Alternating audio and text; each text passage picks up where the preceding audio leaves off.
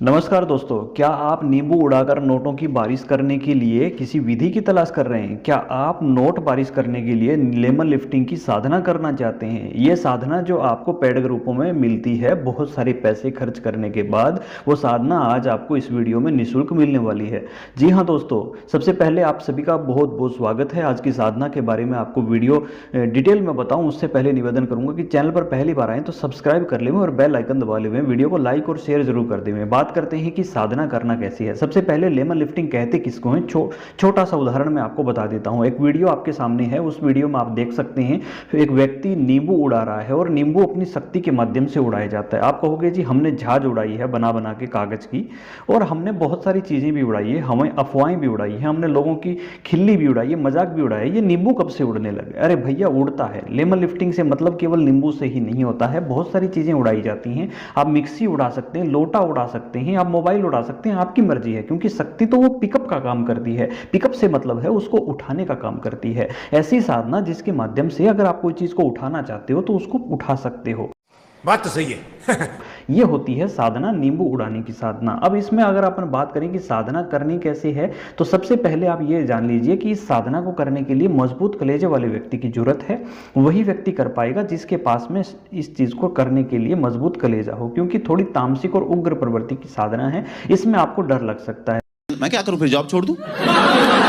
इसमें सारा कुछ सिस्टम जो किया जाता है वो मुंजा के माध्यम से किया जाता है। गुजरात और महाराष्ट्र की एक मुख्य शक्तियों में गिना जाता है मुंजा। वैसे तो कोई भी साधना किसी भी क्षेत्र में कर सकता है, लेकिन इस साधना को करने के लिए जमीन से नींबू उड़ाने के लिए जो साधना की जाती है, जिस पर एक तांत्रिक नींबू उड़ाता है, दूसरा उसके ऊपर नोट बारिश करता है। ये विद्या आपने बहुत सारे लोगों के माध्यम से सुनी भी होगी, हमने भी एक डाल रखी है। तो बात करते हैं इस साधना को करना कैसे है। किसी भी शनिवार से कर सकते हैं। दिवाली आ रही है, दिवाली पे ही आप लोगों के लिए स्पेशली डाल रहा हूं।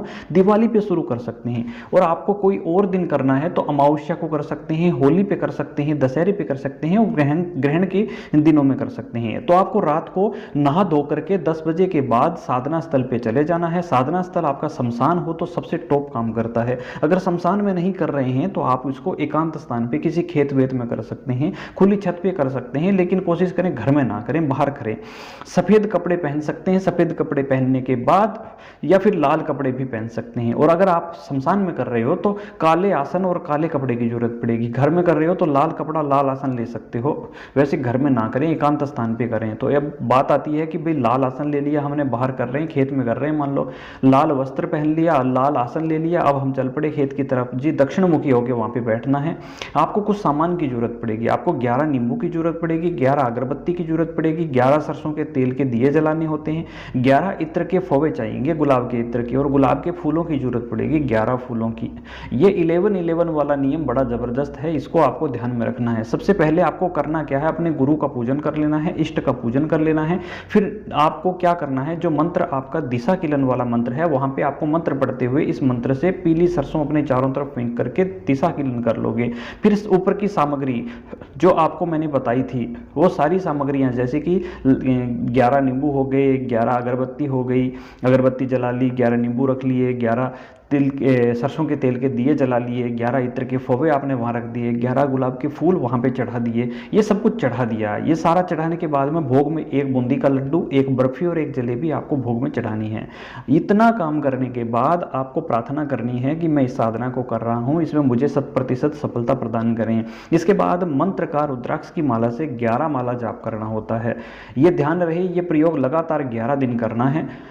11 दिन में ही आपको सिद्धि मिल जाती है। लेकिन ध्यान रखना, सिद्धि मिलने के बाद ढोल मत पीटने लग जाना, ढिंडोरा नहीं पीटना है मैंने ये साधना सिद्ध कर ली है, नहीं तो लोग आपको परेशान कर देंगे। क्योंकि नींबू वाला मिल नहीं रहा है, सब लोग तलाश कर रहे हैं, भटक रहे हैं, लोग उठा ले जाएंगे घर से और घर वाले तलाश करते रह जाएंगे।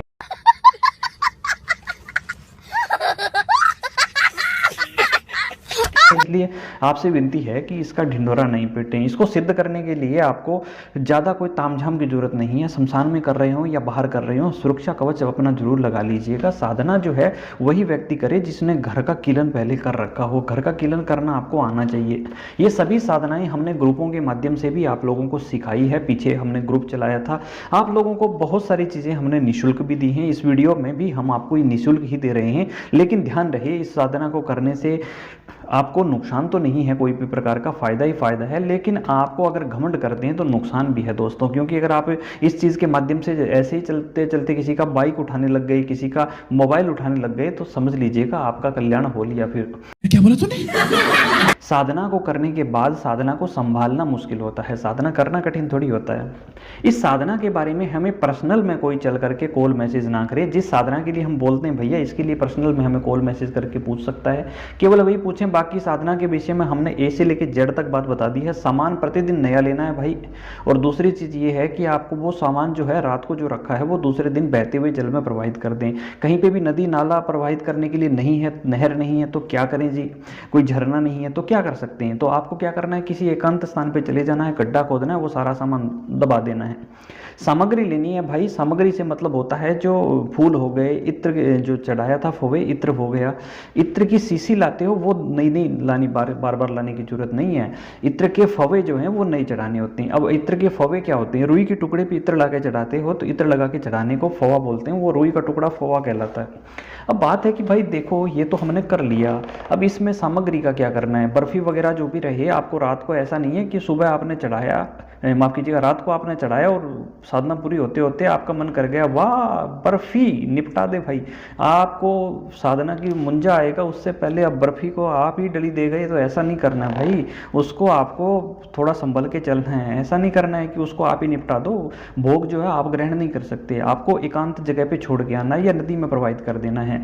नियमों का विशेष तौर पे ध्यान रखें। घर आकर के स्नान करके आपको फिर आराम से सोना है। कवच किलन वगैरह आना चाहिए। इस साधना के लिए हमें पर्सनल में कोई कॉल मैसेज करके हमें परेशान ना करें। हम इस वक्त केवल एक ही साधना करवा रहे हैं, वशीकरण से जुड़ी हुई साधना है, वो पर्सनल करवा रहे हैं, लेकिन वो चार्जेबल है। हमसे जुड़ने के लिए 30,000 की आपको जरूरत पड़ेगी। इसलिए आप यहाँ निःशुल्क साधना दे रहे हैं, उसको एंजॉय करना, क्यों हमारा कान काटने के पीछे पड़े रहते हो भाई। पर्सनल में परेशान ना करें। ये साधना की टोटल डिटेल आपको यहाँ बता दी है। फिर भी आप लोगों का कोई प्रश्न रह जाता है तो हम आगे निवारण करने की कोशिश करेंगे। आशा है कि आपको वीडियो पसंद आया होगा। चैनल पर पहली बार आए तो सब्सक्राइब कर ले में, बेल आइकन दबा ले में। इससे पहले भी हमने एक वीडियो बना रखा है इस साधना के विषय में, और वो साधना अलग है, ये साधना अलग है। उसमें भी नींबू उठता है, इसमें भी नींबू उठता है। ये साधनाओं का कई बार लोग करते हैं और रिजल्ट नहीं मिलता है तो फिर बोलते हैं कि पता नहीं ये साधना है कि नहीं है। भाई साधना तो एक्यूरेट होती है। साधना में कई बार हर व्यक्ति का एक समय नहीं होता है। नौकरी के लिए एक ही प्रयास करते हो, पहली बार में बारी आ जाती है क्या आप लोगों की नौकरी लग जाती हो क्या, गवर्नमेंट जॉब मिल जाती है क्या, आपको नहीं मिलती है तो उसके लिए बार बार प्रयास कर सकते हो। तो साधना के लिए थोड़ी मेहनत क्यों नहीं कर सकते।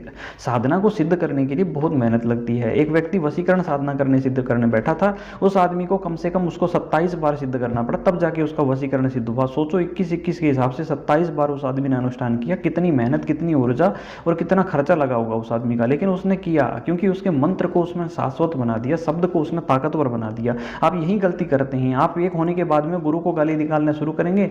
आप किसी टपरी पे बैठ करके 2-4 लोगों के सामने हमें गाली देंगे, फिर उसके बाद में दूसरे को गाली देंगे, अरे ये तो यूट्यूबर हैं, इनको अगर साधना आती तो ये यहाँ क्यों बैठे होते, यूट्यूब पे क्यों बैठे होते, पैसे थोड़ी ले रहे होते, हमें ये परेशान थोड़ी कर रहे होते, हमें मंत्र थोड़ी दे रहे होते, खुद नहीं कर लेते। न जाने आपके मन में क्या क्या भाव आएगा, क्योंकि हम जानते हैं ना आपके मन में विचार क्या चलते हैं। इससे अच्छा है आप इस पर थोड़ा ध्यान दें। ध्यान दोगे तो आपका काम हो जाएगा, ध्यान नहीं दोगे तो हमारा क्या जा रहा है भाई, मेहनत आपकी जा रही है। कम से कम ध्यान नहीं दोगे तो आपकी दिक्कत होगी, और अगर ध्यान दोगे तो डेफिनेटली ये चीज़ साधना जो है आपकी सिद्ध होती ही होती है। बहुत सारे लोग इस पर प्रयास करते हैं, लेकिन 100% प्रयास करने वालों में से 10% लोग कामयाबी को भी प्राप्त करते हैं। 90% लोगों के मन में संशय रहता है होगी कि नहीं होगी, होगी कि नहीं होगी, वो लोग कभी कामयाब भी नहीं होते। तो इस साधना के विषय में सभी जानकारी यहाँ प्रदान कर दी है। दीपक जो है सरसों के तेल का लगाना है, ये ध्यान रख लीजिएगा, बाकी तेल का नहीं चलेगा। इसमें आह्वान जो है किसी शक्ति का और का करने की जरूरत नहीं है। मंत्र की जो शक्ति है उसके नाम से भोग दे रहा हूँ, केवल यही कह के भोग देना चाहिए। बाकी आप अपने इष्ट का ध्यान रखें, अपने देवी देवताओं का ध्यान रखें। आप अपने जो गुरु हैं, जो मानसिक गुरु हैं, जो आध्यात्मिक गुरु हैं, जो जैसे भी जिसको भी गुरु मान रखा है, उस गुरु को प्रणाम करके उनसे आज्ञा लेके साधना कर सकते हैं। साधना बहुत सफल होने वाली साधनाओं में से एक है। हिमाचल के एक व्यक्ति को करवाया भी था और उस व्यक्ति का कामयाब भी हुआ था। उस शुरुआत में ये थोड़ा थोड़ा उठना शुरू होता है, जमीन से हल्का हल्का उठना शुरू हो जाता है। उसके बाद धीरे धीरे ये स्पीड पकड़ के ऊपर जाता है। जितनी साधना पक्की होती जाती है उतनी हाइट तक ये चलता जाता है, उतनी हाइट तक चलता जाता है। धीरे धीरे करके इसको आप बढ़ा सकते हो। एक पुरुष चरण में थोड़ा बहुत 2-4 फीट उठना शुरू होता है। तो उम्मीद है कि आपको वीडियो पसंद आया होगा। चैनल पर पहली बार आए तो सब्सक्राइब करें, बेल आइकन दबा लें। थोड़ा स्पीड में बोल गए उसके लिए माफी चाहता हूँ, और वीडियो को लाइक और शेयर जरूर कर देवें। जय श्री महाकाल, जय माता दी।